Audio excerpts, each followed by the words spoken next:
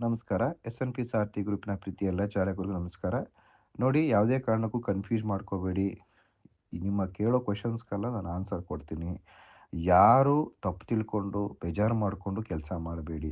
Clarity ತಗೊಂಡು ಮಾಡಿ. ಪ್ರತಿಯೊಂದಕ್ಕೂ ಕ್ಲಾರಿಟಿ ಕೊಡ್ತಾ ಇದ್ದೀನಿ. ನೋಡಿ, ಏನಕ್ಕೆ ಅಷ್ಟು ಕಡಿಮೆಯಿಂದ ಇಷ್ಟು ಹೆಚ್ಚುವರೆಗೂ ಕೊಡ್ತಾರೆ ಅಂತಂದರೆ, ನಮ್ಮ ಚಾಲಕರು ಸಿಕ್ಕಾಪಟ್ಟಿ ಡೈರೆಕ್ಟಾಗಿ ಹೋಗ್ತಾರೆ. ಕಡಿಮೆ ಕೊಡಿ, ಕಡಿಮೆ ಕೊಡಿ, ಕಡಿಮೆ ಕೊಡಿ ಅಂತ. ನಾವೇನು ಮಾಡೋಣ? ಇದಕ್ಕೆ ಕಾರಣ ನಾವು ಈ ಥರ ಪ್ಯಾಕೇಜ್ ಬಿಟ್ಟಿದ್ದೀವಿ.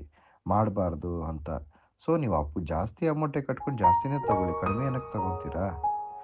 ಆಯಿತಾ? ಆ ಥರ ಇರ್ತದೆ. ಕೆಲವರು ಚಾಲಕರು ನೋಡಿ, ಮಂತ್ಲಿ ಡ್ಯೂಟಿಗೆ ಅಂತ ನಾನು ಸುಮಾರು ನಂಬರ್ಸ್ ನಾನು ಕೊಟ್ಟರೆ, ಅವ್ರು ತಗೊಂಡೋಗಿ ಫ್ರಾಡ್ ಮಾಡ್ಕೊಂಡಿದ್ದಾರೆ. ಡ್ರೈವರೇ ಮೋಸ ಮಾಡ್ಬಿಟ್ಟವ್ರು. ಏನು ಮಾಡೋಣ?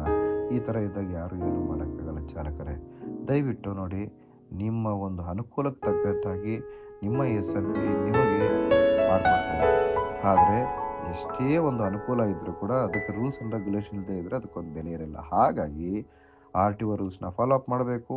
ಆಫೀಸ್ ರೂಲ್ಸ್‌ನ ಫಾಲೋ ಅಪ್ ಮಾಡಬೇಕು. ಡ್ಯೂಟಿ ಕ್ಯಾನ್ಸಲ್ ಆಯಿತು ಅಂತ ಸಫರ್ ಆಗೋದು ಬೇಡ. ಬೇರೆ ಡ್ಯೂಟಿ ತಗೊಳ್ಳಿ. ನಮ್ಗೆ ಡ್ಯೂಟಿ ಕೌಂಟ್ ಮಾಡ್ತಾರೆ ಅಂತ ನೀವು ಸಫರ್ ಆಗೋದು ಬೇಡ. ಸುಮಾರು ಚಾಲಕರು ಅಂತಿದ್ದಾರೆ. ಇಟ್ ಈಸ್ ನಾಟ್ ನಾನು ಡ್ರೈವರ್ನ ಕೇಳ್ತಾ ಇಲ್ಲ. ಎಲ್ಲ ಸುಮಾರು ಚಾಲಕರು ಸರ್ ಹೊಸಬ್ರಿಗೆ ಗೊತ್ತಿಲ್ಲದ್ರೆ ಕೇಳ್ತಾರೆ. ಅದಕ್ಕೆ ನಮಗೇನು ಬೇಜಾರಿಲ್ಲ. ಅರ್ಥ ಮಾಡ್ಕೊಳ್ಳಿ. ಯಾಕೆಂದರೆ ನೀವು ಕ್ಯಾನ್ಸಲ್ ಮಾಡಬಾರ್ದು ಅಂತೇಳಿ ನಿಮ್ಮ ಹತ್ರ ನಾವು ದುಡ್ಡು ಕಟ್ಸ್ಕೊಂಡು ಕೊಡೋದು. ಇಲ್ಲಾಂದರೆ ನಾವು ಕಮಿಷನ್ ಬೇಸಿಸೇ ಮಾಡ್ಬೋದಲ್ವಾ? ಅದಕ್ಕೋಸ್ಕರ.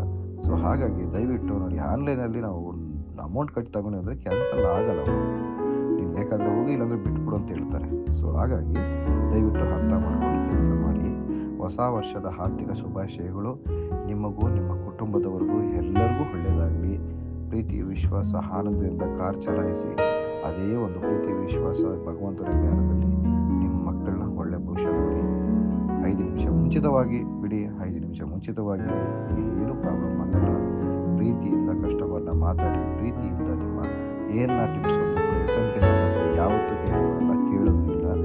ನಿಮ್ಮ ಒಂದು ಶ್ರೇಯೋಭಿಲಾಷೆನೇ ನಮಗೆ ಆಶೀರ್ವಾದ. ನೀವು ಚೆನ್ನಾಗಿದ್ರೆ ನಾವು ಚೆನ್ನಾಗಿರ್ತೀವಿ. ನಾವಿಬ್ಬರೂ ಚೆನ್ನಾಗಿ ಕೆಲಸ ಮಾಡಿದ್ರೆ ನಮ್ಮ ಸಂಸ್ಥೆ ಮುಂದುವರಿಯುತ್ತೆ. ಕಸ್ಟಮರ್ಸ್ಗೆ ಒಳ್ಳೆಯ ಸರ್ವಿಸ್ ಕೊಡೋಣ ನಾವು ಪ್ರೀತಿಯಿಂದ.